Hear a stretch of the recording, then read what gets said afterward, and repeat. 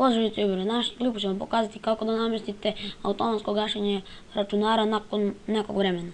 Znači potreban nam je ovaj besplatan program, znači Delete Shutdown. Njega ćete skinuti na ovom linku. Idete download Delete Shutdown, vidite nije mnogo veliki. I onda idete ovdje download 3K, kako se čita, i onda US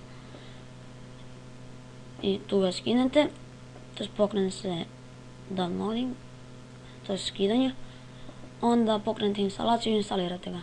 I kada ste ga instalirali, uđete u njega. Znači instalira se kao svaki drugi program, jednostavno je. I evo sad ovdje možete podešavati na koliko hoćete, najmanje 15 minuta. Onda idete na najviše 6 sati. Vi tu podešavate i kada želite kliknete start i evo vidite.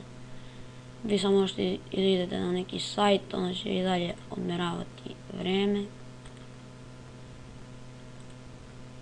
Znači vidjeli ste. I to je to.